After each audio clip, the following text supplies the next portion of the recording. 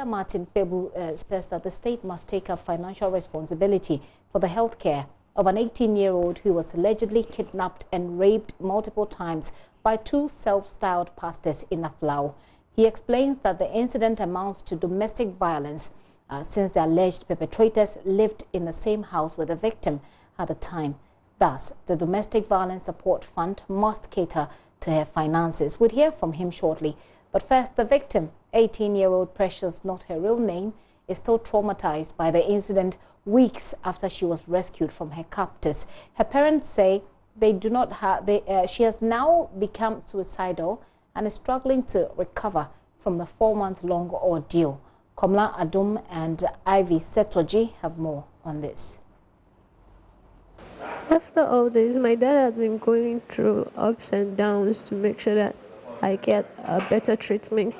But that is not what I want. What I want is that justice should be served. They shouldn't just go scot-free. You see, when they go scot-free, it happens that it will continue repeating itself again and again and again, and nobody will be saying anything about it. I want myself to be the last, because I don't like the way I'm feeling, and I don't want someone else to go through that same pain.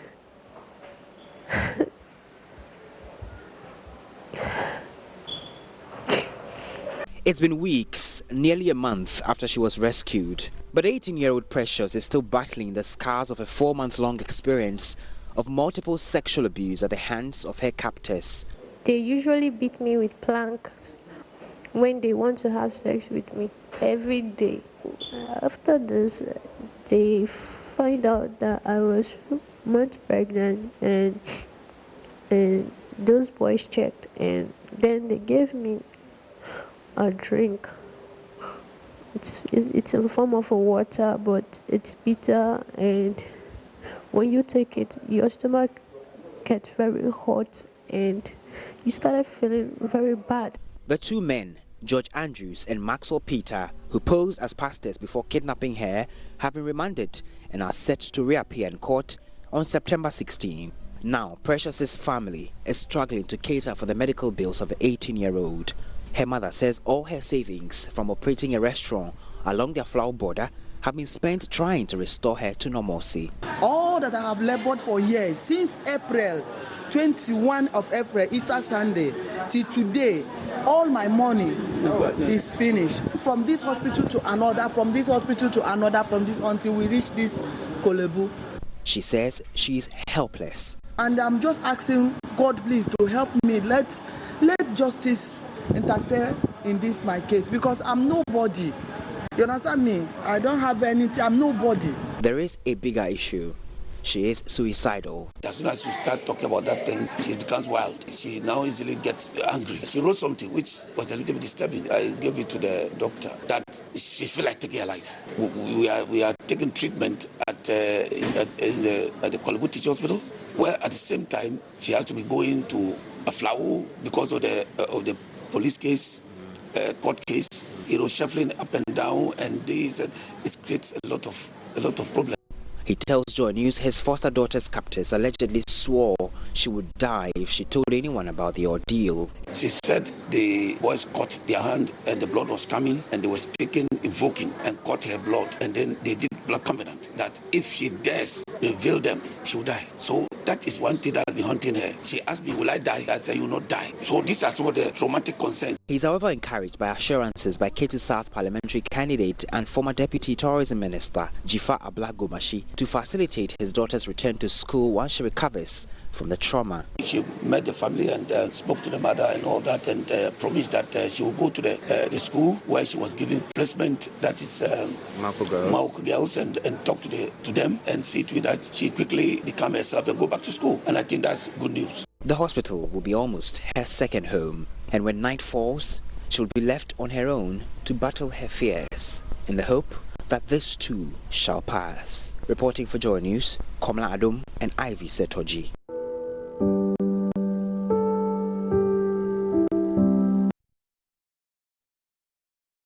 Well, we understand that a meeting is ongoing between the Gender Ministry and her father. But let's now hear from lawyer Martin Pebu, who says the state must take care of her health care costs. He spoke earlier on News Desk. The law provides that it is the state's responsibility. So I'm talking about the Domestic Violence Act 2007, Act 732. It says that victims of domestic violence are entitled to free medical care. I know for a long time we didn't implement the provisions, even though the law itself has been passed, supposed to be part of our law.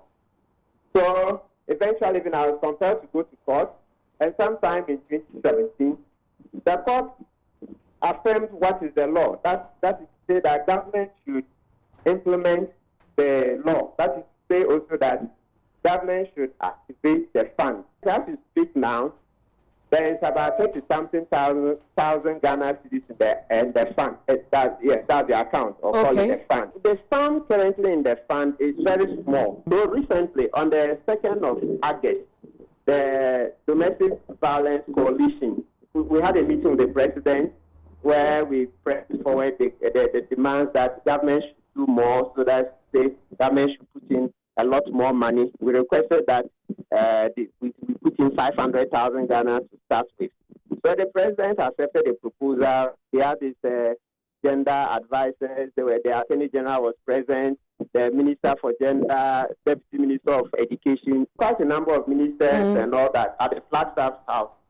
So currently we are pushing things, follow-up meetings and all that to ensure that the budget makes provision for that sum, so that hopefully at least in the next budget cycle starting in January, we'll see a marked improvement. That's lawyer Martin Pebu there. My colleague Komla Adom, who worked on this story together with Ivy Setsoji, is here with me in the studio. Komla, what's the latest update on this story? Well, Gift, the latest is that the victim, Precious, as we've chosen to call her, according to her parents, is unable to speak. Yesterday, they were at the Kolebu Teaching Hospital where I met them yesterday. And all the questions I asked her, she'll either do this if she agrees and do this if she doesn't agree. But here was this is the same girl you spoke to in that week, very eloquently expressing her feelings. A week before, yes. And so I asked her father, what is the situation? Why is she not speaking? He said for the past few days, she had not been speaking to anybody. She's only been writing on the paper. Whatever she wants to communicate, she writes it and then pass it on to her father. And even when the doctor wanted to examine her yesterday, she had to write and then pass it on to the doctor. So that is the latest with respect to this particular case. Does she also write to the effect that she can't speak or that she doesn't want to speak? She doesn't say any of that. She only communicates what she feels at any given point in time on the paper and then passes it on to her parents and then whoever is demanding answers from her in the circumstance. But we understand that there is supposed to be a meeting between the parent and the Gender Ministry. But let me also just indicate that there's the Daniel Nona is with the Social Welfare Department of the Gender Ministry. Mr. Nona, thank you for your time this afternoon. Thank you very much. We understand that there was supposed to be a meeting between the Gender Ministry and the parent of this girl. Is this something you are aware of? There's going to be a meeting? Yes, so we understand. A meeting on this issue?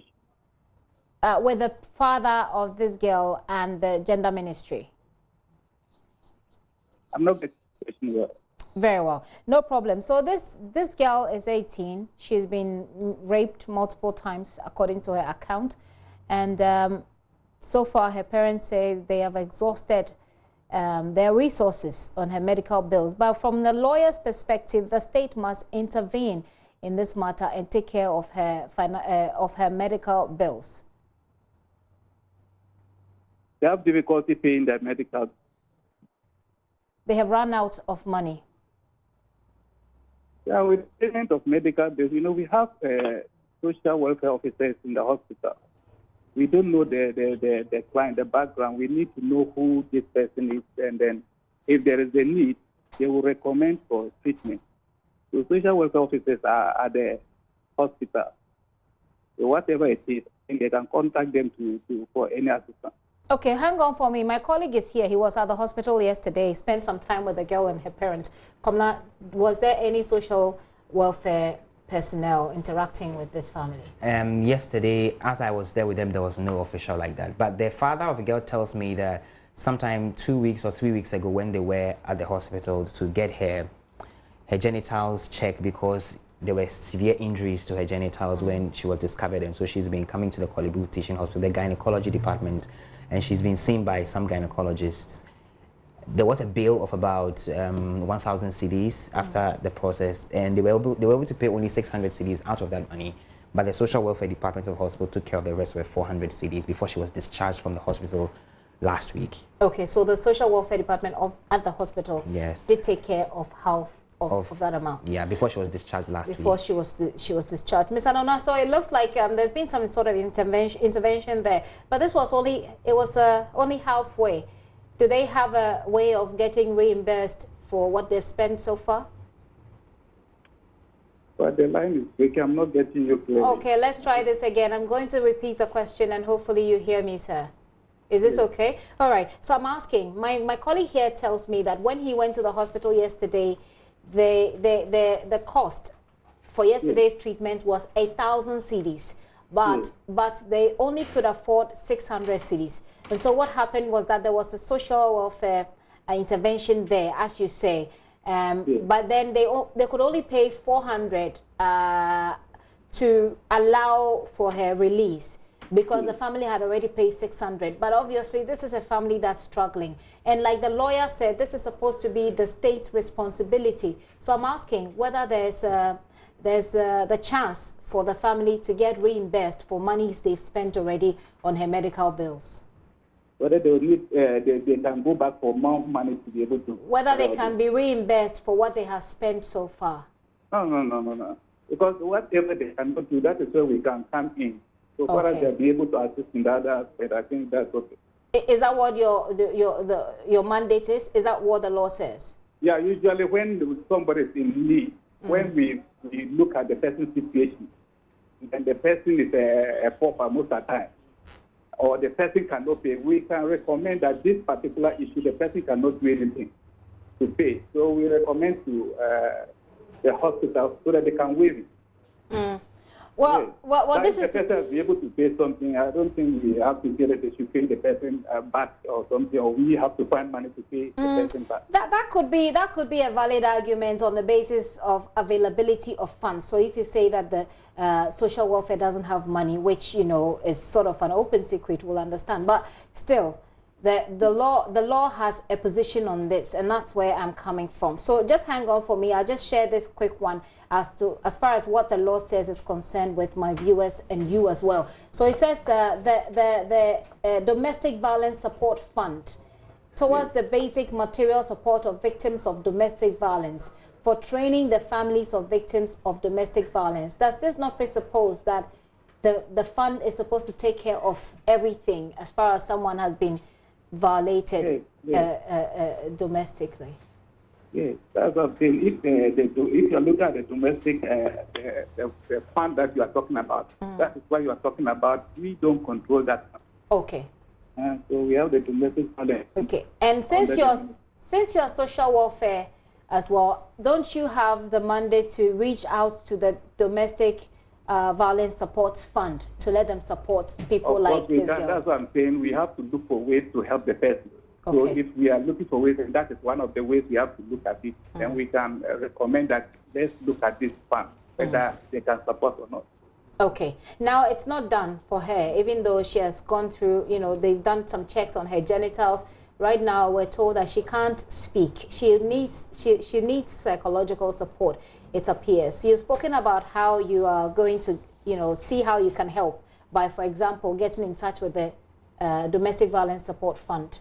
But she needs psychological care as well. Is that something you're looking into? For the psychological care, that is the psychosocial support. That one is actually what we do most of the time. It's about the person's crisis, and we need to help the person to regain control. So usually we are there to support the person in whatever way help the person to pass through the procedures, whatever it is. Even when you have to go for medical examination, you have to do interviews with the police. The social worker can be around to be able to give that assurance, reassure the person that, oh, you go through the procedure. You support the person to be able to do that. Okay. So that the person can gain the control over her life. So the social welfare that you're heading is promising right here on this show. I mean, actually, your duty, your responsibility, that you're going to look into this matter and get some support from the Domestic Violence Fund for this girl whose story we have told, as well as get her some psychological help. Okay, if that is anything, we can talk to them. We will talk to them because we are all under the same ministry. I don't know whether you have talked to the one in charge, but again... Well, we're leaving it to the social welfare, which you're heading, sir. I'm the Department of Social Welfare. I'm the head of the Department of Social Welfare, but we have the Domestic Violence Unit under the ministry. Yeah, I know, but the department, like you just said, the Department of Social Welfare, when you cannot, can reach out to the Domestic Violence Fund to help her. And that's what you said you're going to do. I say whether we can tap into that fund. Not necessarily tap into it, but reach out to them and tell them that here is a social case we are following, and we require the assistance of this fund to take care of this girl, or refer this girl to them and have them supported. I thought that's what you said you were going to do. That I was thinking that we have that duty there. If we want, if that support will come, we can also talk to them. Okay. We can talk to them. But that's what I'm saying. That unit is there. You can talk to them also. We can talk to them, and then the victims can also talk to them. But if they want to pass to us that they want to see the help that they can get from them, we can support that. Okay, we'll certainly make a follow-up with you, sir, even as we also engage the Domestic Violence Unit. We'll certainly keep an eye on your department to help her as well. But thank you very much for your time this afternoon. All right. Daniel Nona is the Director of Social Welfare Department. So, Komla, like you're saying, so the Domestic Violence Support Fund is separate from the social welfare, but the social welfare can still get in touch with the Domestic Violence Support Fund and let them support him. So I guess that's what the next move for this story. But we also have information on the suspects as well. Tell us, what's the latest? So, Gifty, we understand that on Monday they were in court and the investigators pleaded for some 2 more weeks to carry out some investigations on the crime scene, they called it. And so the judge went ahead and granted that, and so the case was adjourned to September 16. But the parents of the girl are now telling us that even the names that these individuals submitted, in fact, the introduction they made to them, to the police, to the individuals, parents, upon meeting them for the first time, the George Maxwell and Maxwell Peter are not their real names. And so actually they created a Facebook account in the name of a young lady and added her to their friends list. So they have a very small circle of friends on Facebook, the girl, the 2 pastors, so the 3 of them. And when you go and look on the girl's Facebook page, you can find the real name of this guy, which is not George Maxwell or Maxwell Peter in any way. And so the police have had to be doing a lot more in terms of looking into the real identities of these 2 individuals. I mean, one of the questions that is being raised is that, in fact, they're not even pastors at all. Okay, they just only use that they were pastors. as a way into getting into the home of this particular family. The police are here to tell us what their findings on this particular matter are. But I'm sure by September 16, when they reappear in court, a lot more facts of this case will appear. We also know that, from what the mother tells us, they showed up at their home with nothing, looking like people who had been beaten by robbers. In fact, they said they had been beaten by robbers on their way to Ghana on missionary duties. Somehow, during or after the kidnap, they said they suddenly had mobile phones.